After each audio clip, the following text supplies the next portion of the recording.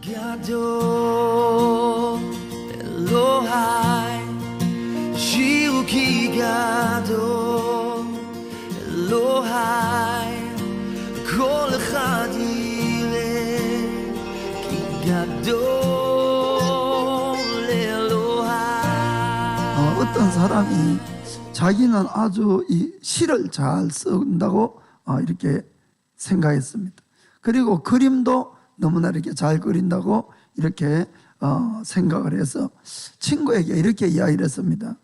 친구야, 나는 시도 잘 쓰고 그림도 너무 잘 그리는데 지금 내가 앞으로 화가를 해야 될지 시연을 해야 될지 아주 진지하게 내가 고민에 빠져 있네, 이렇게 이야기를 했습니다. 그 이야기를 듣던 친구가 자네는 시인이 되는 게 좋을 것 같아. 자네 내 시 읽어본 적 있어? 아니, 자네 그림을 본 적이 있지. 할렐루야. 자, 우리 크리스찬들은 지금까지 쭉 이야기가 예수님의 죽으심이 곧 우리의 죽음이 되었습니다. 그래서 이제 죄는 우리와 상관없는 그런 사람들이 되었습니다. 그리고 이번에는 예수님의 부활과 연합해 있기 때문에 반드시 부활한다는 것을 믿으시길 바랍니다. 그리고 그것뿐만 아니고 지금까지는 율법이라는 아주 무시무시하고 엄격한 죄를 짓게 되면 절대 용서하지 않는 그런 남편하고 살았었는데 그 남편이 죽어버린 거예요. 그 남편이 죽었다 그러니까 사별을 한 거예요, 사별. 그리고는 새로운 신랑을 맞이했습니다. 사랑과 용서와 은혜가 넘치는 그런 예수님이라는 그분을 우리의 신랑으로 맞아들인 겁니다. 아멘. 그래서 우리가 이 사실을 마음으로 믿고 정말 예수님과 동행하라면은 매일같이 우리가 하나님 안에서 감사와 기쁨이 넘치는 삶을 지금부터 영원까지 우리가 살 수 있는 것이 바로 우리 크리스찬들인 것을 믿기를 주의 이름으로 축복합니다. 바로 그것이 복음인 겁니다. 정말 그렇습니다. 어떠한 사람이라도 자기가 죄인이라는 것을 자각하고 그 죄를 하나님 앞에 회개하고 예수님의 그 십자가의 죽으심이 나의 죄를 대속하기 위한 것이라는 것을 깨닫고 그 예수님을 나의 주인으로 나의 구세주로 받아들이기만 하면은 누구라도 죄사함 받고 하나님의 자녀가 되고 영원한 생명을 사는 것입니다. 그렇게 이야기를 하면 어떤 분은 그렇게 간단하게 구원받을 수 있냐고. 정말 그렇습니다.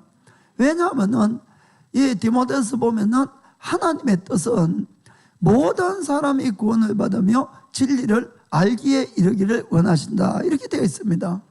그럼 구원받는 길이 어렵다면은 어떻게 구원을 받을 수가 있겠습니까? 그래서 하나님은 우리의 어떤 행위가 아니라 모든 어려운 짐은 다 예수님이 짊어지시고 우리는 그저 주님이 하신 것을 믿음으로 받아들이면은 구원을 받도록 되어 있는 것이에요. 정말 그렇습니다. 그리고 정말로 그렇게 해서 예수를 믿게 되면은 우리 마음에 정말 믿어지는 것이 있어요. 그것이 뭔가 하면은 내 죄가 정말 사함을 받고 영원한 생명을 얻었다는 것이 머리로가 아니고 마음으로 정말 믿어지는 겁니다. 그러니까 얼마나 기쁘고 감격이 넘치는지 모르는 거예요. 정말로 이 죄사함 받고 거듭나서 정말 구원받은 사람은 반드시 그런 감격을 맛보게 되어 있습니다. 그러면 그 사람들은 마음에 결심을 합니다. 이제는 그래, 내가 죄하고는 절대로 싸워야지, 죄를 짓지 않아야지, 내가 이제 하나님을 마음 아프게 하는 자가 아니라 하나님을 기쁘게 해야 되는 자가 돼야지, 이런 마음이 결심을 하고 실제로 그렇게 살려고 노력을 합니다. 그런데 그때부터 좀 더 이상한 일이 생기는 거예요. 바르게 살려고 하면 할수록 내 속에서 더럽고 추악한 생각, 마음, 이런 것이 올라오는 거예요. 또 아니, 내가 하나님 바르게 살려고 하는데 왜 이렇게 더럽고 추악한 생각들이나 마음이 끊임없이 나에게 올라오는지 정말 너무너무 당황스럽고 너무너무 큰 고민이 빠지게 되는 그런 일을 우리가 경험하게 되는 것입니다. 물론 그렇다고 더러운 생각이나 더러운 마음이 올라온다고 다 그걸 죄를 짓는 것은 아니에요. 그러나 보기에는 멀쩡한 크리스찬인데 그 속에 추악함이 감추고 다니려고 그러니까 얼마나 이중적인 생활을 하는 것 같고 위선적인 것 같고 그런 마음이 우리가 든다, 이런 이야기입니다. 그런데 그것은 왜 그런가 하면은 여러분들이 정말 거듭난 크리스찬이라면 반드시 그런 경험을 하게 되어 있는 것입니다. 왜냐하면은 우리 속에는 거듭난 내 자신과 거듭나지 않은 나의 두 개가 내 속에 존재를 하고 그것들이 서로 싸우기 시작하기 때문에 그렇다, 이런 이야기입니다. 그래서 오늘 이 로마서를 기록한 이 사도 바울조차도 바로 그런 큰 고민에 빠져서 때로는 절망적인 그런 소리를 한 적이 있습니다. 우리가 먼저 예수를 믿게 되면은 누구라도 이런 생각을 마음이 옵니다.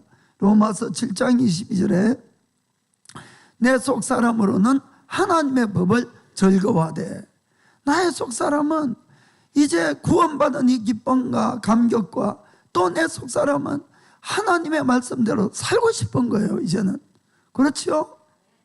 구원보다 더 큰 선물이 없으니까. 그래서 그 감격 속에서 하나님의 법을 따라가려는데, 그런데 내 속에 말도 안 되는 일들이 벌어지는 겁니다. 7장 15절 보면은 나의 행하는 것을 내가 알지 못하나니 곧 원하는 이것은 행하지 아니하고 도리어 미워하는 것을 함이니라. 내 자신도 모르겠다는 거예요. 내가 하고 싶은 것이 있는데 그것이 아니라 미워하는 것을 한다. 19절에는 내가 원하는 바 선언하지 아니하고 도리어 원치 아니하는 바 악은 행하는도다. 이런 우리가 이 거듭났음에도 불구하고 이런 딜레마에 빠질 수가 있다는 겁니다. 그리고는 내 자신의 그런 모순적이고 이중적인 것 때문에 너무너무 좌절해서 절망을 할 수도 있는 것이에요.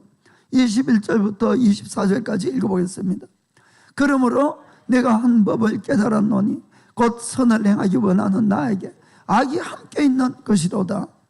내 속사람으로는 하나님의 법을 즐거워하되 내 지체 속에서 한 다른 법이 내 마음의 법과 싸워 내 지체 속에 있는 죄의 법 아래로 나를 사로잡아 오는 것을 보는도다. 오라, 나는 공고한 사람이로다. 이 사망의 몸에서 누가 나를 건져내랴. 내가 발견해 보니까 내 속에 두 사람이 존재하더라, 이런 이야기입니다. 하나님의 말씀대로 살기를 원하는 내가 있고, 예전처럼 죄를 즐기고 그쪽으로 달려가고자 하는 내가 있고, 이 두 가지가 계속 싸우는데 누가 힘이 더 센다 그랬습니까? 옛날에 그 사람이 힘이 더 센 거예요. 그래서 내가 끌려서 죄 아래 팔려가고, 정말 이 공고한, 그래서 이 바울이 오라, 나는 공고한 사람이라다. 누가 나를 이 사망의 몸에서 건져낼 수 있겠냐, 이래 통탄을 하는 그런 장면을 볼 수가 있습니다. 이 고백은 누가 한 겁니까? 바울이 한 거예요. 바울이. 우리가 한 것이 아니고 사도 바울이, 신약 성경의 반 이상을 기록한 사도 바울이 이런 고백을 했다는 것입니다. 그러면은 우리가 신앙생활하면서 그런 더럽고 추한 생각들이 끌어올라오는 것들은, 이것은 어떤 면에 지극히 정상적인 거예요. 그렇다고 뭐 죄를 지으라 뜻이 아닙니다만은, 그 뜻이 아니고 그럴 수가 있다, 이런 뜻이에요. 그래서 우리가 그런 생각이 들면은 나만 그런가 싶어요. 나만 그런가? 왜 딴 사람들은 멀쩡하게 말씀도 잘 지키고 쉽게 신앙생활하는 것 같던데 왜 나만 늘 이렇게 죄와 싸워야 되고 죄된 생각이 나고 이런 고민에 빠져야 되고 그런 생각을 하는데, 여러분, 나만이 아니고 너만도 그렇습니다. 거기 계시는 분이나 여기서 말하는 저나 똑같은 그런 고민 속에서 신앙생활을 하는 거예요. 사실은 우리 목사님은 화 한 번 안 내실 것 같아. 누가 참 사모님께 물어보세요. 그러니까 우리가 너만 늘 신앙생활은 힘들고 이런 죄된 생각과 고민과 이런 게 빠지는 것 같지만은 안 그렇다는 거예요. 이거는 누구라도 예수를 믿고 나면은 공통적으로 가질 수 있을 수 있는 이야기예요. 그럼 왜 그런 일들이 일어나는 것과 하는 것과 그럼 우리가 어떻게 신앙생활을 해야 되는가 하는 것을 오늘 함께 알아보겠습니다. 첫 번째는 우리가 거듭나는 것은 우리의 영이지 육이 아니다, 이런 이야기입니다. 이걸 여러분이 잘 깨달아야 됩니다. 사람은 눈에 보이는 이 육만 있는 것이 아니에요. 사람은 그 속에 먼저 혼이 있어요. 혼, 마음이라고 할 수가 있어요. 마음. 또 그 안에는, 마음 안에는 영이 존재하고 있습니다. 그래서 사람은 영, 혼, 육 이렇게 되어 있는 것이에요. 그런데 그러면 이제 육은 우리가 알잖아요. 지금 서로 보고 있고 이렇게 실제로 볼 수 있는 기능, 들을 수 있는 기능, 움직이는 기능, 이런 것들이 있어요. 먹는 것, 이런 것들. 그런데 혼은 뭐냐? 그것은 내 마음이라고 할 수 있는데 그 안에 지성과 감성과 의지가 있습니다.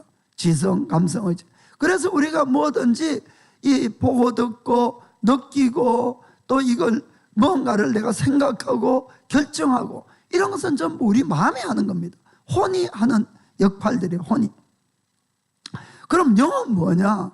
성경에는 하나님은 영이시니 이렇게 되어 있습니다. 그렇죠? 그래서 영은 바로 하나님 그분을 인식할 수 있고 하나님을 만나고 하나님과 교제하는 부분이 우리의 영이다, 이런 이야기입니다. 동물도 감성과 지성과 의지가 있습니다. 우리 집에도 강아지를 키워봤거든요. 그래서 저도 좋으면 꼬리를 살랑살랑 흔들고 혼나면 저쪽에서 쿡 이렇게 있고 그리고는 산보 가면은 또 지 마음대로 가려고 이렇게 하고 의지가 있잖아요. 그리고 그러면 손 이렇게 내밀고 이런 거 할 수 있어요. 그런 거는 다 지성이 있으니까 이렇게 하는 겁니다. 그러나 사람하고 정도의 차이는 있지만은 그들도 이 혼이 있다는 거예요. 그러나 영은 사람만이 가지고 있는 것이에요. 그래서 왜냐하면 동물들은 하나님을 인식하고 하나님을 찾고 예배하고 이런 것을 전혀 볼 수가 없습니다. 그렇죠? 사람만이 어쨌든 하나님을 찾게 되어 있어요. 어쨌든 간에. 그리고 영감이라는 걸 받고 새로운 것을 발명할 수 있고 이런 모든 것은 하나님과 교제를 할 수 있기 때문에 그렇다는 것을 우리가 아셔야 됩니다. 그러면은 우리가 어떠한 사물을 보고 듣고 결정을 할 때에 여러분의 마음에는 어떻게 되는가 하면은 육을 통해서 세상에 있는 정보가 여러분 속에 들어가게 되어 있습니다. 여러분들이 세상 것을 보지요. 좋은 것을 압니다. 그리고 여러분의 육신에 있던 느낌이나 하고 싶은 것들이 이 혼에 전달이 되는 거예요. 그러나 그것뿐만 아니고 우리가 주로 여러분들이 양심하는 걸 생각하면 쉽게 알 수 있어요. 양심은 하나님의 소리다 이렇게 생각해도 틀리지 않습니다. 그래서 여러분들이 뭔가를 결정할 때에 밖에 있는 것만이 아니고 내 속에서도 소리가 들리는 거예요. 무슨 말인가 아시겠습니까? 그것이 바로 하나님으로부터 오는 소리라는 것입니다. 그런데 우리가 이 양쪽을 가지고 내가 판단을 해서 무언가를 선택하고 결정을 합니다. 그 인간은 결정할 수 있는 자유의지가 있어요. 물론 동물들도 있지만 자유의지. 어떤 분들은 이 자유의지가 없었으면 좋겠다. 차라리 하나님만 사랑하고 하나님만 섬기도록 만들면 안 좋겠느냐 이렇게 생각하는데 여러분 자유의지가 없으면 우리가 어떠한 기쁨도 없습니다. 어떠한 행복도 없는 것이에요. 내가 좋은 것을 생각하고 선택할 수 있고 일을 하고 성취하니까 기쁨이 오는 거예요. 내가 누군가를 사랑하는 사람을 만나서 그 사람과 내가 마음을 나눌 수 있으니까 우리에게 행복이 오는 겁니다. 무슨 말인지 아시겠습니까? 그래서 자유의지는 우리의 행복하고 너무나 큰 연관이 있는 것이에요. 사실은 자유의지가 그것이 있으니까 행복한 거예요. 사실. 그러다가 뭔가 잘못 결정해서 실패하게 되면은 우리가 아픔도 느끼고 또 쓰라림도 느끼고 그것도 자유의지가 있기 때문에 그런 감정을 느낄 수가 있는 겁니다. 그럼 첫 번째 사람 이 아담과 하와는 그 안에 하나님이 계셨어요. 예수님을 믿는 우리 속에도 지금 하나님이 계십니다. 계세요. 똑같이 계셨어요. 그런데 그들은 처음에는 죄를 짓기 전에는 하나님으로부터 오는 이 정보를 받아들이고 그것을 자기들이 공유를 했던 겁니다. 그래서 하나님과 매일 만날 수가 있고 매일 교제할 수가 있고 하나님으로 오는 온전한 은혜를 받으니까 늘 기쁨과 감사와 행복 가운데서 이렇게 살 수가 있었던 겁니다. 그러던 어느 날 밖에서 마귀가 찾아온 거죠. 마귀가. 그리고는 이 마귀가 이 선악과에 대해서 따먹어도 절대 죽지 않는다 이렇게 이야기를 했습니다. 그런데 하나님은 선악과를 따먹으면 반드시 죽는다고 미리 말씀을 하셨어요. 속에서는 따먹으면 절대로 죽는다 이 정보가 왔고, 밖에서는 따먹어도 절대 죽지 않는다, 오히려 너희들이 눈이 밝아 하나님처럼 된다 이 소리를 들은 겁니다. 그 인간이 뭘 결정했습니까? 마귀의 소리를 붙들고 결정을 한 거예요. 자, 그러자 하나님이 함께 할 수가 없는 것이에요. 하나님은 너무너무 거룩하신 분이기 때문에 죄하고는 조금도 타협을 하거나 같이 있을 수가 없습니다. 그럼 둘 중에 하나를 해야 됩니다. 하나님이 죄를 없애든지 하나님이 떠나든지. 죄를 지은 죄 지은 자를 없애면 인간은 죽는 거예요. 그렇죠? 그래서 하나님이 떠나줬어요. 그냥 안 죽이려고 하나님이 떠나줬어요. 그럼 그 다음부터 우리 인간이 어떻게 됐습니까? 우리의 영에는 하나님이 안 계시는 거예요. 그럼 우리는 누구의 영향만 받습니까? 육으로부터 세상 영향만 받게 되는 것이. 그래서 계속 마귀의 영향, 세상 영향을 받고 우리가 점점 죄만 짓고 사는 겁니다. 하나님의 음성을 못 들으니까. 무슨 말인가 아시겠습니까? 그 사실을 적어놓은 것이 에베소서 2장 1절부터 3절 이야기입니다. 자, 잠깐 읽어보겠어요. 에베소서 2장 1절. 너희의 허물과 죄로 죽었던 너희를 살려줬도다. 여기 1절에 보니까 허물, 죄와 허물로 죽었던 너희라는 표현을 씁니다. 죽었던 너희. 여러분 언제 죽은 적 있습니까? 없었어요. 아무도. 왜 죽었다고 표현을 했을까? 하나님이 선악과를 따먹으면 뭐라 그랬어요? 반드시 죽는다 말씀했습니다. 그리고는 하나님이 떠나버렸어요. 사실은 그 뜻은 뭔가 하면은 우리의 영이 죽었다 그 뜻입니다. 이 말씀은 하나님 안에 영원한 생명이 있습니다. 하나님 안에 생명이 있는데 생명 대신 하나님이 인간을 떠났으니까 죽은 몸이나 똑같다 그 뜻이에요. 그래서 죽었던 너희를 살렸다고 표현한 겁니다. 2절에 보니까 예수 믿기 전 그때는 너희가 죄 가운데서 행하여 이 세상 풍속을 쫓고 공중의 권세 잡은 자를 따랐으니. 누굽니까? 마귀지요. 마귀를 따라다녔어요. 곧 지금도 불순종의 아들들 가운데서 역사하는 영이라. 아멘. 뭐 마귀가 멸망 우리가 악한 일만 하고 그 뜻이 아니에요. 참 하나님을 모르게 하고 그냥 죄 가운데서 살다가 죽게 만드는 게 마귀 일입니다. 이해가 됩니까? 그러면 우리는 죄사함을 못 받으니까 영원히 죽을 수밖에 없는 것이에요. 그렇게 살아왔어요. 그래서 3절에는 마귀의 영향을 받아서 전에는 우리도 다 그 가운데서 우리 육체의 욕심을 따라 지내며 육체와 마음에 원하는 것을 하여 다른 이들과 같이 본질상 진노의 자녀이었더니. 아멘. 이것이 예수님 믿기 전에 우리 모두의 운명이었다 이런 이야기입니다. 그래서 태어나면서 정말 예수 믿는 사람보다도 더 착하고 선한 사람 많이 있습니다. 세상에도. 그럼에도 불구하고 그분들에게도 죄는 있는 거예요. 그러니까 그 죄에 대한 벌을 받아야 된다 이런 이야기입니다.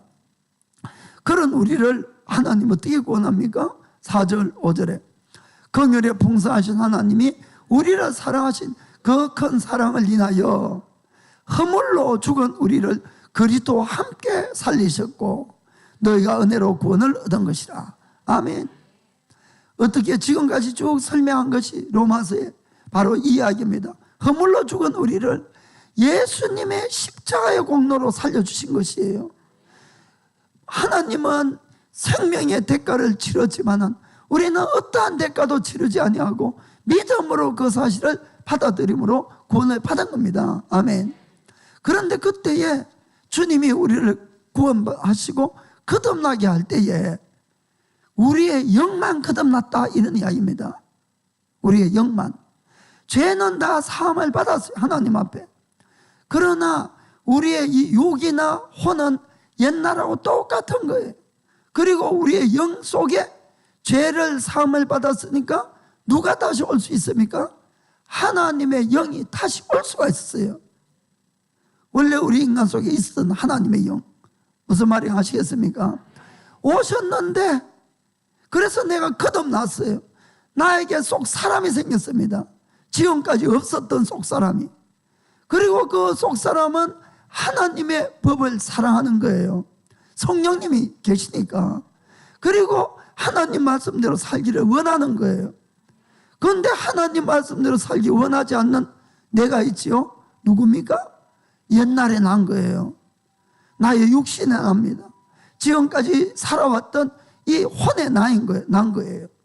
여러분, 예수님 믿어서 정말 거듭났지만은 육이 뭐 조금 변한 사람 있습니까? 혼이 변한 사람 있습니까? 없어요, 여러분, 실질적으로는. 그런데 왜 그 기쁨이 왔을까? 거듭났기 때문에.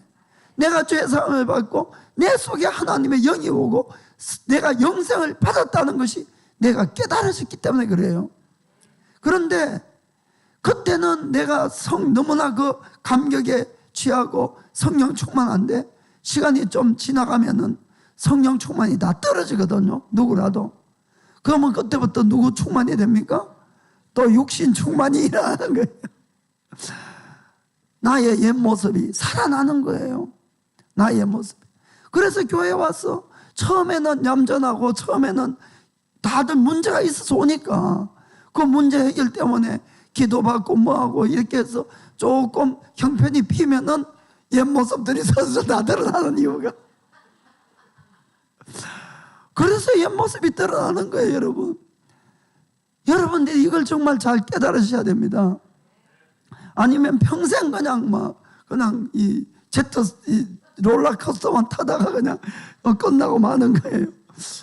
그래서 내 속에 막 갈등이 생기기 시작합니다. 내 속 사람은 이제 바로 살아야 되는 것도 알아요, 이제는. 왜냐하면은 예수님 안에 영생이 있는 것은 분명히 아니까, 내가. 그러지만 절대로 예수님 못 떠납니다, 이제는. 그 떠나면 영생을 잃으니까. 그래서 예수님만 믿는데 세상 따라오고 싶은 인데, 이 내 육신의 욕망이 올라오는 이 추악감들, 뭐 조그만한 시험거리가 있으면 속으로 미워하고 원망하고 시기하고 질투하는 정말 그것 때문에 너무너무 고민스러운 그런 세월이 되는 겁니다. 그러다 보면 차라리 예수님 안 믿었을 걸, 안 믿는 게 나을 걸, 이러는 사람도 생기는 거예요. 그런데 이미 때가 늦었습니다. 때가 늦었어요. 그래서 예수님 믿기 전에는 나의 속 사람이 없으니까 나는 한 사람만 있었어요. 육신의 사람. 그래서 죄를 지어도 아무렇지 않았어요, 나는. 그때는. 그 성경에도 그 이야기를 합니다. 로마서 6장 20절에 로마서. 너희가 죄의 종이 되었을 때는 의에 대하여 자유하였느니라. 성경도 그렇게 적혀 있습니다. 바로 사는 가운데 전혀 관계없는 삶을 살았어요. 넌 네 혼자 바로 살아라고. 나는 그냥 나의 길 가겠다. 그럼 얼마든지 죄 짓고 얼마든지 남 상처 주고 얼마든지 이렇게 살아도 아무 거리낌도 없고 즐겁게 잘 살은 거예요. 왜냐하면은 속 사람이 없으니까. 나의 그 사람만 있으니까. 그런데 그 예수님 믿기 전에 그렇게 마음대로 살았던 모든 일들은 어떤 거냐? 21절에 보니까 너희가 그때 무슨 열매를 얻었느냐? 이제는 너희가 그 일을 부끄러워하나니 이는 그 마지막이 사망임이니라. 아멘. 그래서 거듭나고 옛날 일을 생각하면 정말 부끄럽게 짝이 없는 거예요. 여러분, 이런 고민이나 이런 경험이 없으면은 여러분의 구원과 거듭남을 의심해 봐야 됩니다. 실제로 이런 일이 있는 거예요. 정말 여러분들에게 속사람이 생겼다면은, 성령님이 와 계시다면은 여러분은 옛날의 그 일들이 정말 부끄러워요. 생각할수록 부끄럽고 얼굴도 들기 싫고, 그때 갔으면 내가 그 일을 안 할 건데, 그런 마음이 드는 겁니다. 정말 그런 거예요. 그런데 이제 정말 이렇게 딱 거듭나게 되면은 어떤 일이 생기는가? 나에게 이 로마서 7장 9절에 보면은 이런 일이 있습니다. 전에 법을 깨달지 못할 때에는 내가 살았더니 계명이 이름에 죄는 살아나고 나는 죽었도다. 아멘. 이것도 깨달아집니까? 무슨 말인지? 그렇습니다. 하나님을 모르고 살았을 때는 죄와 나는 상관도 없었어요. 어떤 면에서 친구에서 가도 아무렇지도 않았고 즐겁고 자유로웠는데, 그런데 내가 정말 거듭나게 되니까, 죄가 뭔지를 깨닫게 되니까 이제는 죄가 너무너무 나에게 크게 느껴질 뿐만 아니라 내가 죽게 되는 거예요. 절망에 빠지는 겁니다. 그래서 이런 경험들은 거듭난 사람만이 진짜 알 수가 있어요. 사실은 정말 그렇습니다. 그리고는 그런데 이제 우리가 그렇다고 해서 죄 짓고 나갈 수는 없는 거예요. 왜냐하면 이미 영생을 알기 때문에, 하나님을 알기 때문에. 그래 혼자 늘 고민하고 혼자 늘 힘들어하고 그렇게 되는 겁니다. 그리고 우리가 어떤 열매를 맺고 살아야 된다는 것도 아는 것이 로마서 6장 22절에 보면은 이렇게 했습니다. 그러나 이제는 너희가 죄에게서 해방되고 하나님께 종이 되어 거룩함에 이르는 열매를 얻었으니 이 마지막은 영생이라. 아멘. 거룩함에 이르는 열매를 맺어가야 된다는 것도 우리가 잘 알고 있는 것입니다. 그러나 나의 속사람은 그래서 하나님의 법을, 그러나 나의 겉사람은, 육신의 사람은 여전히 옛날의 죄를 사랑하는 이 두 가지가 우리 속에서 싸우는 겁니다. 그래서 갈라디아서 5장 17절에도 분명히 그렇게 말씀하고 있어요. 육체의 소욕은 성령을 거스리고 성령의 소욕은 육체를 거스리다니 이 둘이 서로 대적함으로 너희의 원하는 것을 하지 못하게 하려 함이니라. 아멘. 이 두 개가 늘 이 싸우는 것이 바로 거듭났기 때문에 이런 일들이 생긴다는 것을 꼭 먼저 깨달길 바랍니다. 그 다음에는 그러나 육신의 결심과 힘만으로는 절대 승리할 수가 없는 겁니다. 이것도 우리가 잘 깨달아야 합니다. 우리가 그래서 바로 살아야 되겠다는 이 강박관념 때문에 육신의 힘으로 내가 결심하고 한번 살아보겠다고 이렇게 노력을 하지만은 여러분들 그것이 안 된다는 거예요. 우리 육신 속에는 뭐가 들어있는가? 여러분 읽었지만은 갈라디아서 5장 19절에서 21절 읽어보겠습니다. 육체의 일은 현저하니 곧 음행과 더러운 것과 호색과 우상숭배와 술수와 원수를 맺는 것과 분쟁과 시기와 분냉과 당 짓는 것과 불리함과 이단과 투기와 술취함과 방탕함과 또 그와 같은 것들이라.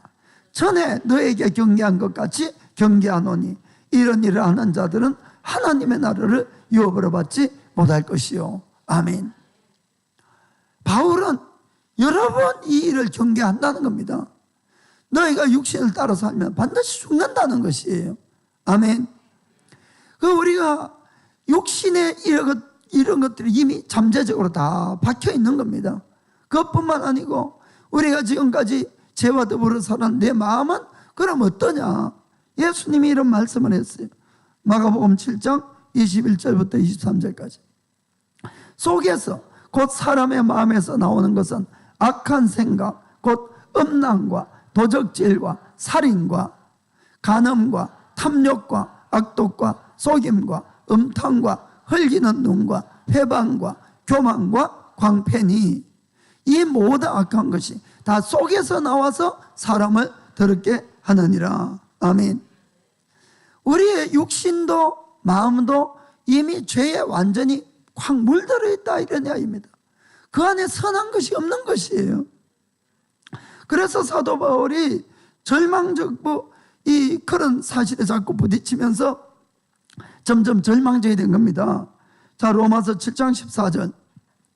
우리가 율법은 신령한 줄 알거니와 나는 육신에 속하여 죄에 팔렸도다.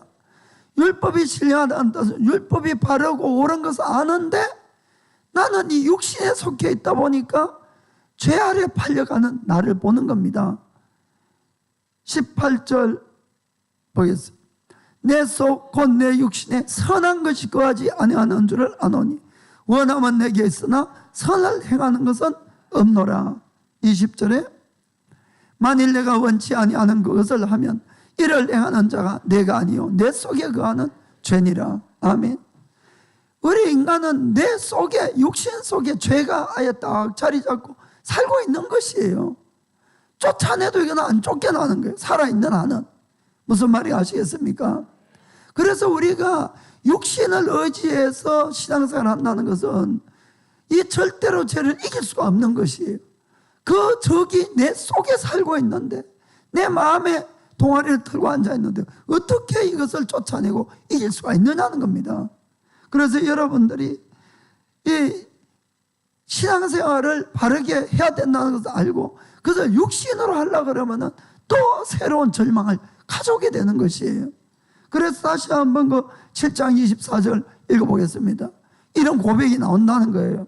오라 나는 공고한 사람이라도 이 사망의 몸에서 누가 나를 건져내랴. 아멘. 이 예수님의 제자들은 3년간이나 예수님과 함께 침식을 같이 했습니다. 그리고 매일같이 진리를 배우고 그들은 실제로 여러 사역도 했어요. 실질적으로 여러 병도 고치고 귀신도 쫓아내고 기적도 행하고 죽은 자를 살리고 이런 일들을 한 것이에요. 그리고 이 예수님이야말로 정말 하나님의 아들일 뿐만 아니고 정말 구약 성경에서 쭉 예언되어 왔던 구세주임을 틀림없이 믿었던 거예요. 조금도 의심 없이. 그리고 이분에게 영생이 있기 때문에 절대로 죽어도 이분을 떠나지 않겠다고 그들은 다 그렇게 마음을 가지고 있었어요. 그런데 최후의 만찬 때에 예수님이 제자들에게 이런 말씀을 하신 거예요. 마가복음 14장 27절 28절. 예수께서 제자들에게 이르시되 너희가 다 나를 버리리라. 이는 기록된 바 내가 목자를 치려니 양들이 흩어지리라 하였느니라. 28절에 그러나 내가 살아난 후에 너희보다 먼저 갈릴리로 가리라. 아멘. 이 이야기를 들은 제자들이 좀 기분이 상했는 것 같아요. 왜냐하면 절대로 그런 일은 없다 이거죠, 자기들 마음에. 그래서 역시 베드로가 나옵니다. 29절에 베드로가 여짜오되 다 버릴지라도 나는 그렇지 않겠나이다. 옆에 사람은 싹 무시하고 이 아들이 다 버리도 나는 끝까지 따라가겠다고. 그러자 예수님이 베드로에게 특별히 30절에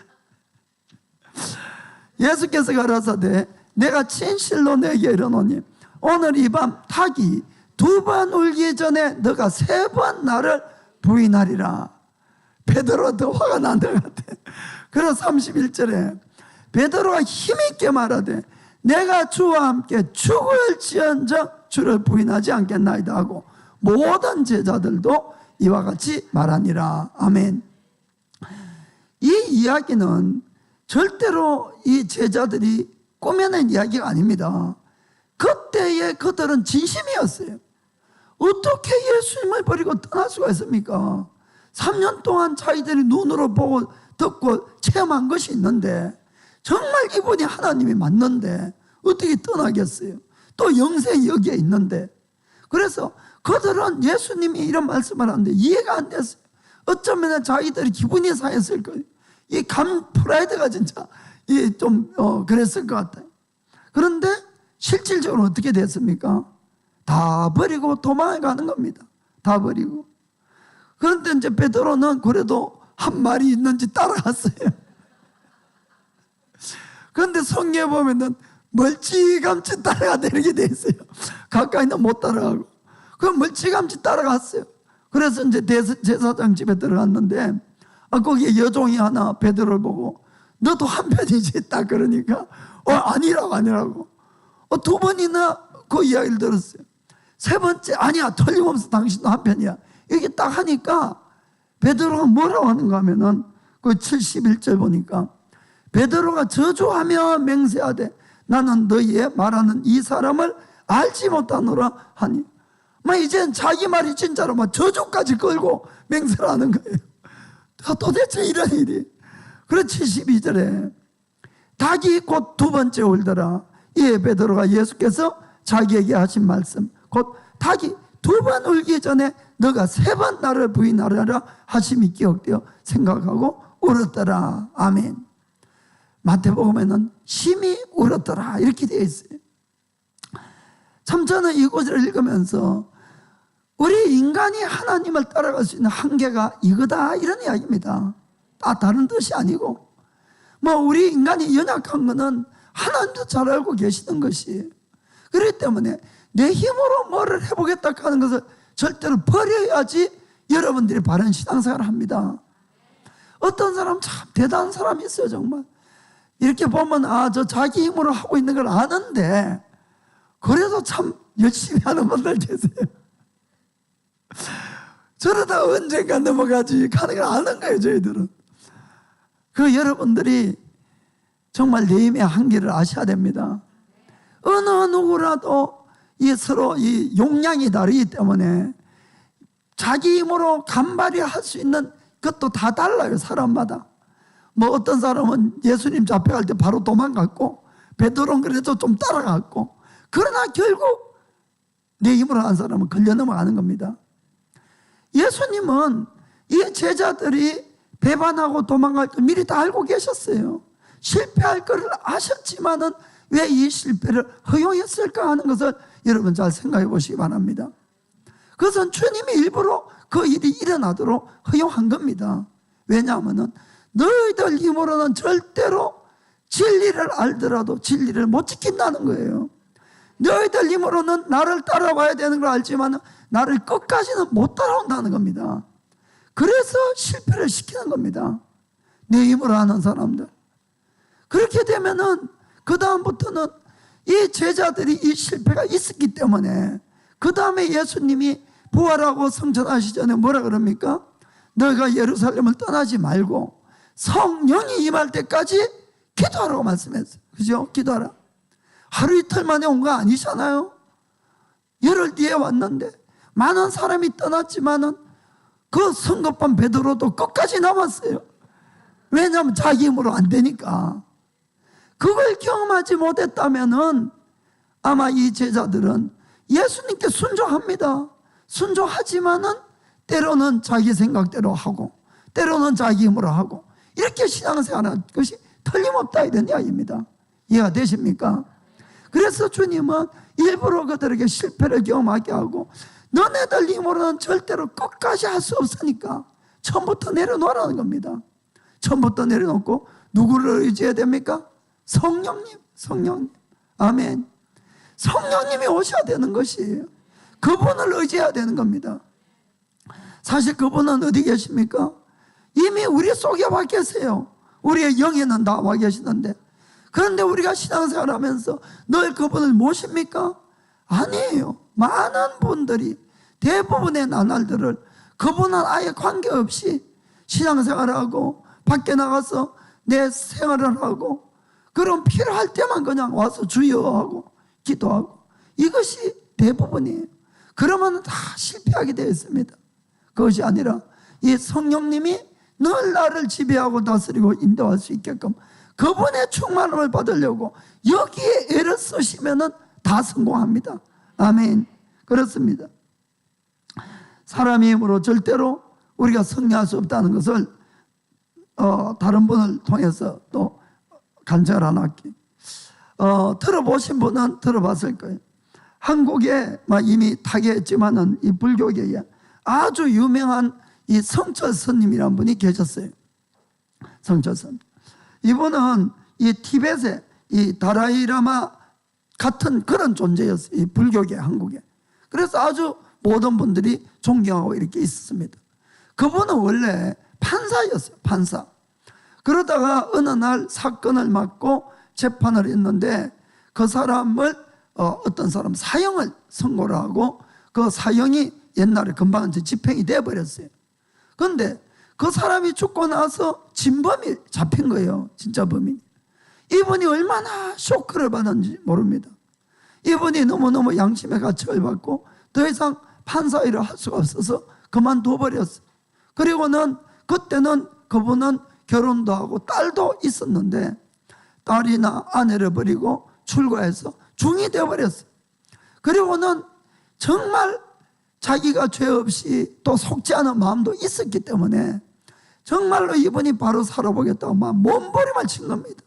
얼마나 수많은 고행을 했는지 몰라요. 이분은 세상과 죄를 완전히 덩지고 안 지겠다고 돌아가시기 15년 전부터 자기가 먹는 거절에서 한 발짝도 밖을 안 나간 사람이에요. 한 발짝도. 그리고는 자기의 육신의 이 정욕이나 모든 것을 먹는 욕심도 이걸 없애겠다고 매일 먹는 음식이 뭔가 하면 솔잎하고 쌀을 갈아가지고 그것을 하루 3끼 먹고 살았어요. 그 한 끼라도 먹고 살겠습니까 우리가? 15년 동안 그런 고행을 한 겁니다. 그리고 이분이 돌아가시기 8년 전부터는 아예 좌선을 하고 잠잘 때도 옆으로 누워 잔 적이 없는 거예요. 좌선을 하고 그렇게 주무시고 그 고행을 한 거예요. 여러분, 사람이 피곤하면은 조금이라도 눕고 싶은 마음이 얼마나 있겠습니까? 그걸 다 이겨서 죄를 이기고 욕망을 이기고 모든 걸 이겨보겠다고 그분이 그렇게 했어요. 그러다가 그분이 언제 돌아가시게 됐는데 그때에 이분이 남긴 말 때문에 남긴 말이 신문에도 여러분 아주 크게 났습니다. 텔레비에도 나고 대한민국 모든 사람들이 아주 경악하게 만든 거예요. 놀라게. 그 내용이 뭔가 하면은 한문으로 이렇게 적혀 있는데 쉽게 그냥 풀어서 말씀할게요. 일평생 남녀무리를 속여 미치게 하였으니, 자기가 그렇다면 그죠? 내가 나의 죄업이 하늘에 미쳐 수미산보다 더 크도다. 수미산은 불교에 나오는 산인데 에베레스트 산의 갑절로 높은 산을 수미산 이렇게 이야기합니다. 그러니까 자기 죄가 한량없이 많다 그 뜻이. 그래서 산채로 불의 아비지옥으로 떨어지니 한이 망갈래나 된다. 한 덩이 붉은 해가 푸른 산에 걸렸구나. 이렇게 이제 남겼어요. 그리고 그분의 유언도 뭐 같은 비슷한 내용이, 내 죄는 산보다 높고 바다보다 깊은데 내 이 죄를 앞으로 어떻게 감당을 할고, 내가 80년 동안 포교한 모든 것들이 다 헛된 일이다. 우리 불교에는 구원이 없다 이렇게 이야기했어요. 왜냐하면 죄값을 해결해 줄 구세주가 없기 때문이다 라고 했습니다. 그분이 그건 깨달은 거예요, 마지막에. 그리고는 이 딸 필이라는 분인데 54년간을 단절하고 살았어요. 그런데 죽을 임종시에 딸을 생각하고 눈물로 딸을 다시 찾았어요. 그래서 딸이 왔을 때에 내가 잘못했다고, 나를 용서해달라, 내가 인생을 잘못 선택했다, 나는 지금 지옥에밖에 갈 수가 없다, 이 고백을 하고 돌아가신 겁니다. 여러분 한번 생각해 보세요.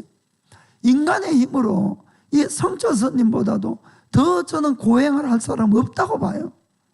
그런데 그렇게 고행을 해도 자기 힘으로 죄를 이긴 것이 아니라 자기 속에 있는 위선, 자기 속에 있는 이 거짓을 못 이긴 거예요. 그리고는 그 한을 남기고 죽게 된 겁니다. 자, 그러면은 그런 고행을 할 수 있는 사람이 이 땅에 몇 사람이나 있겠습니까? 그리고 그런 고행을 한다 해도 구원도 못 받는데, 제가 이 말씀을 드리는 이유는 아예 육신의 힘으로 신앙생활을 하려는 것을 포기하라 이 뜻입니다. 버리셔야 됩니다, 여러분. 어떠한 사람도 나의 힘으로 하나님의 법을 지켜서 천국 갈 사람은 아무도 없는 것이에요. 그래서 주님이 온 것이에요, 여러분. 그래서 우리가 구원받기 전에도 내 힘으로 안 되는 거고, 구원받은 다음도 내 힘으로 하면 안 된다 이 뜻입니다. 그 많은 사람들이 구원받기 전에는 그래 우리가 율법을 못 지키니까 예수님 오시고 그렇게 해서 회개하고 구원을 받았는데, 구원받고 난 다음에는 의외로 자기 힘으로 율법을 지키고 살려는 사람이 너무나 많다는 거예요. 제가 볼 때 절대로 여러분 있을 수가 없는 거예요. 그러면은 매일같이 오호라 나는 공부한 사람이로다 이 고백만 하고 사는 거예요. 눈만 뜨면은 못 이기는데 어떻게 합니까? 자, 그러면은 우리가 어떻게 해야만이 이 바른 신앙생활, 성령의 신앙생활을 할 수 있느냐? 그래서 매일같이 성령 충만을 여러분들이 구하고 성령 충만을 받는 길밖에 없습니다. 딴 방법이 없어요. 우리가 성령 충만이란 뜻은 이미 하나님의 성령님은 여러분 속에 와 있어요. 그리고는 끊임없이 여러분에게 여러분의 마음을 통해서 양심을 통해서 정보를 주는데, 하나님의 이 소리에 귀를 기울이지 않으면 우리는 누구의 소리가 늘 크게 들립니까? 육신에서 오는 소리가 훨씬 크게 들리는 거예요. 무슨 말인가 아시겠습니까? 눈만 뜨면은 세상 것이 보이고 세상 것이 들리고 이렇게 살아가는데, 우리가 세상 것이 나에게 훨씬 큰 영향력과 자극을 가져오는 거예요. 주의 음성을 들으려면 내가 시간을 내서 특별히 주의 음성을 들으려고 세상을 꺼내야 된다, 이런 이야기입니다. 그래야만이 주의 음성이 들리기 시작하는 거예요. 하나님의 말씀을 보고 기도하고 이런 것들이 바로 내가 주님에게 귀를 기울이는 거예요.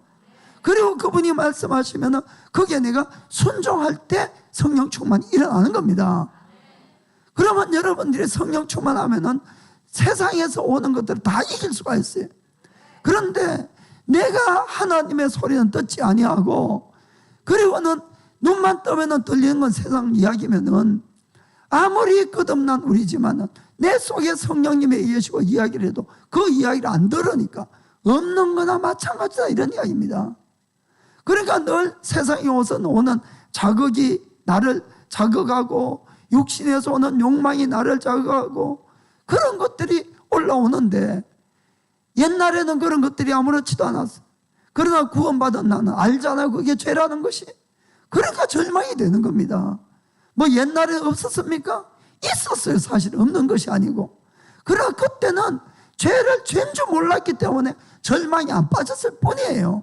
무슨 말인지 아시겠습니까? 지금은 죄가 뭔가 알기 때문에 내가 절망에 빠지고 갈등에 빠지고 고민에 빠진다, 그 뜻입니다.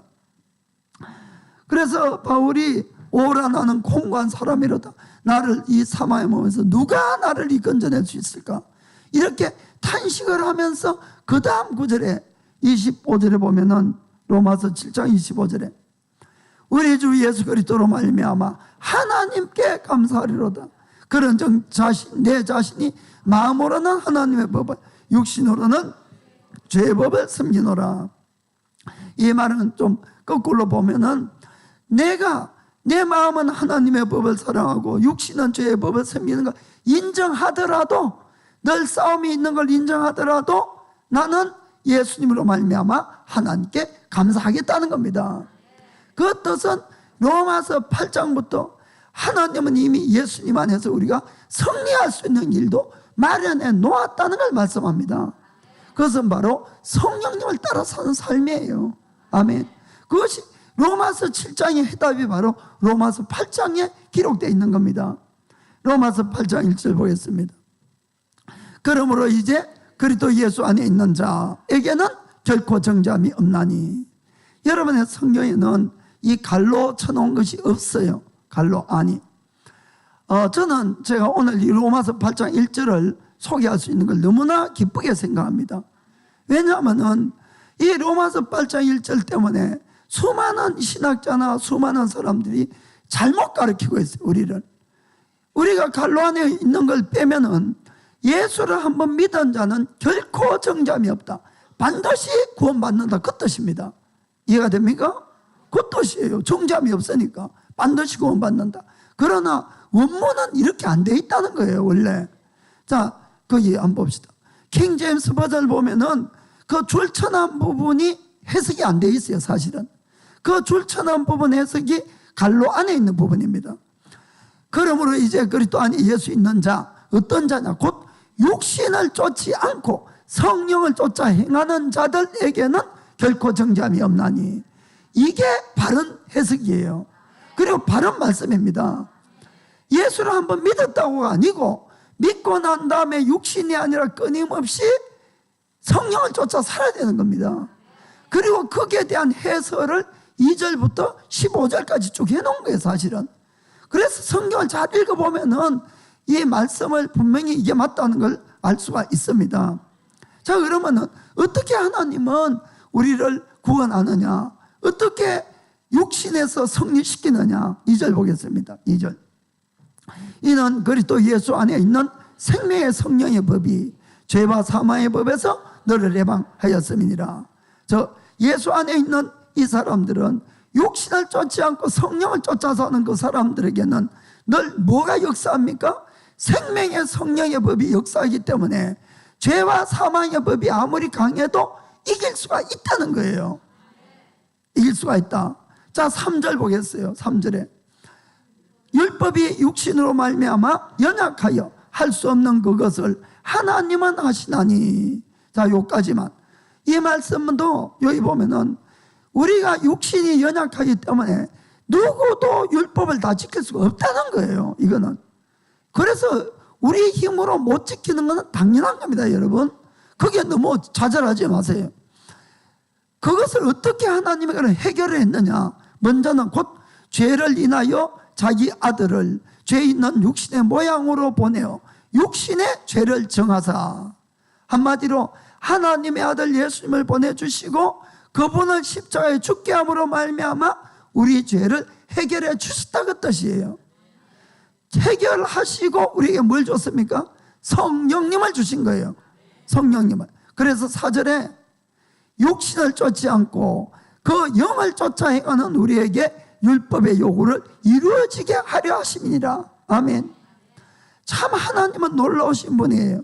우리가 만약에 육신을 쫓지 아니하고 지금부터 우리에게 주신 그 성령님의 충만함을 입고 성령님만 따라가면은 얼마든지 말씀을 다 지킬 수가 있다는 뜻입니다. 이해가 되십니까? 그리고 나서 5절 이하에 보면은 육신으로 쫓는 것과 성령으로 쫓는 것이 어떤 차이가 있는가를 설명해 주는 거예요. 자, 5절부터 육신을 쫓는 자는 육신의 일을, 영을 쫓는 자는 영의 일을 생각하나니 육신의 생각은 사망이요 영의 생각은 생명과 평안이니라. 육신의 생각은 하나님과 원수가 되나니 이는 하나님의 법에 굴복지 아니할 뿐 아니라 할 수도 없음이라. 육신에 있는 자들은 하나님을 기쁘시게 할 수 없느니라. 아멘. 그래서 제가 이제 이 목회를 하다 보니까 교회 가서 많은 분들이 봉사를 하거든요. 그런데 어떤 분들은 성령님으로 따라서 이렇게 하는 분들은 참 기뻐요, 제가 봐도. 그런데 어떤 분들은 육신으로 하는 분들이 있어요. 그럼 제가 안타까워지는 거예요. 그분 딴에는 열심히 정말 충성해서 하는 겁니다. 딴 생각이 있어서 하는 게 아니고 정말 주님을 위해서. 그럼 제가 뭐가 걱정이 되는가 하면은 저러다가 언젠가 넘어갈 건데, 바로 그거예요. 딴 것이 아니고 언젠가 그러다 시험 드는 겁니다. 내 힘으로 하다가 한계에 딱 부딪히니까. 그렇게 되면은 내가 하나님 위해서 이렇게 열심히 하는데, 내가 교회에서 이렇게 열심히 하는데 왜 하나님 나를 안 돌아보냐고, 하나님 왜 나를 축복 안 하냐고, 왜 나에게 자꾸 어려운 문제만 생기냐고, 저 사람은 뭐냐고, 이래 되는 겁니다. 제가 말하는 뜻 알겠습니까?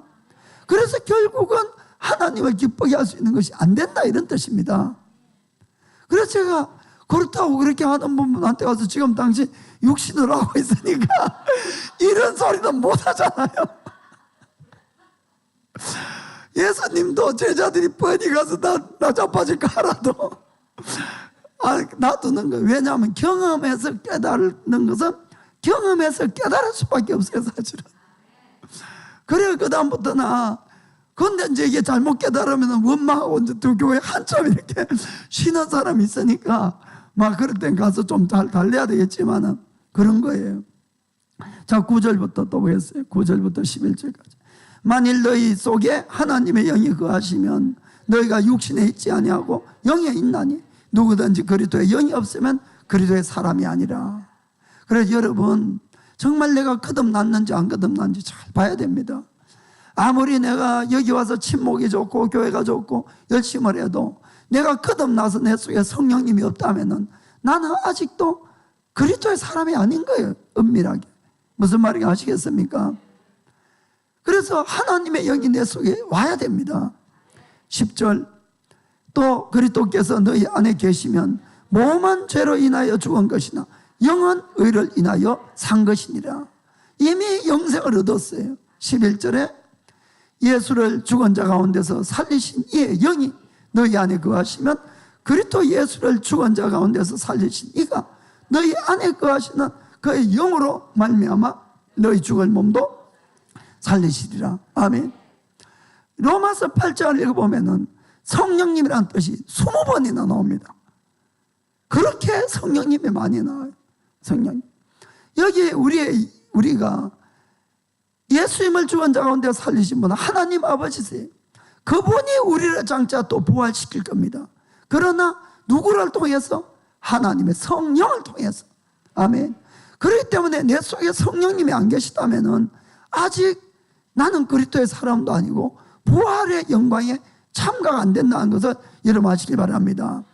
자, 그럼 우리가 이런 사람들이기 때문에 육신으로 사는 것과 영으로 사는 것을 설명을 했어요. 그렇기 때문에 너희가 어떻게 살아야 되는가를 13절에 이야기하는 겁니다. 자, 그러므로 형제들아, 우리가 빚진 자로 돼 육신에게 져서 육신대로 살 것이 아니니라. 13절에 너희가 육신대로 살면 반드시 죽을 것이로되 영으로서 몸의 행실을 죽이면 살리니. 아멘. 아무리 천하장사라도 아무리 똑똑하고 정말 선한 사람이라도 육신의 힘으로 가지고 절대로 주님을 섬길 수가 없는 거예요. 구원받기 전에도 안 되니까 예수님이 오셔서, 그래서 여러분 아까 로마서 우리가 3절 4절 읽었지만은 우리의 죄의 문제를 해결하기 위해서 하나님 아버지는 예수님을 보내주셨어요. 우리의 신앙생활의 승리를 위해서 하나님 아버지는 성령님을 보내주셨어요. 그렇기 때문에 예수 믿기 전이나 믿고 난 다음에나 내 힘이 아니라 늘 예수님을 의지하고 성령님을 의지하지 않고는 승리할 수 없다는 겁니다. 나에게 올라오는 수많은 이 악하고 더럽고 추한 이 모든 육신의 생각들과 정욕들을 무엇으로 죽일 수 있습니까? 13절에 영으로서 육신의 생각을 죽이면은 살리라. 영으로서만 죽일 수 있다는 겁니다. 딴 방법이 없는 것이에요. 그래서 여러분들이 매일같이 우리 크리스찬들이 해야 될 가장 중요한 것은 오직 성령 충만을 구하는 겁니다. 내가 성령 충만하면은, 성령 충만 뜻은 나의 영만 있던 이 성령님이 나의 혼을 지배하고 나의 육을 지배하는 상태입니다. 그러면은 우리가 어떠한 대적들도 다 이길 수가 있는 것이에요. 그런 마음으로 회사에 가야 되고 학교에 가야 되고 가정에 있어야 되고, 이렇게 하면은 그 사람이 있는 곳은 천국이에요. 늘 그 사람이 어디를 가도 천국인 겁니다. 아멘. 우리가 신앙생활이 어려워지고 자꾸 실패하는 이유는 다른 것이 아니에요. 율법이 어려서도 아니고 내가 특별하게 남보다 더러워서도 아니에요. 여러분, 그것이 아니라 성령 충만을 받지 못하기 때문에 그런 겁니다. 성령 충만을 구해야 되는데 성령 충만을 구하지 않고, 그 때로는 이제 막 심한 일들이 생기면은 또 이제 기도나 하니까 또 와서 기도해야죠. 그러다 보면은 회개가 터져 나오고 성령님이 임하면은 또 살 것 같아요. 좀 그럼 반짝 이렇게 얼굴이 펴지고 사는데, 그걸 매일 하셔야 되는데 또 그냥 이제 살만하니까 또 그냥 지나가니까 며칠 있다가 몇 주가 있다 보면 또 다 죽어가는 얼굴하고 그러시면 안 돼요. 여러분, 그러니까 성령 충만은 한 번 받는 것이 아니고 매일 받아야 돼요. 매일. 그러면 여러분은 매일 천국 생활이에요. 그러면 갈라디아서 5장 16절에 그래서 이렇게 이야기합니다. 내가 이르노니 너희는 성령을 쫓아 행하라. 그리하면 육체의 욕심을 이루지 아니하리라. 아멘. 우리가 예수님을 믿게 되면은 누구라도 하나님의 자녀라고 이야기를 합니다. 그러나 진정으로 하나님의 자녀의 내가 역할을 하고 당당하게 그렇게 살아갈 수 있는 분은 로마서 8장 14절 말씀을 따르는 자들이에요.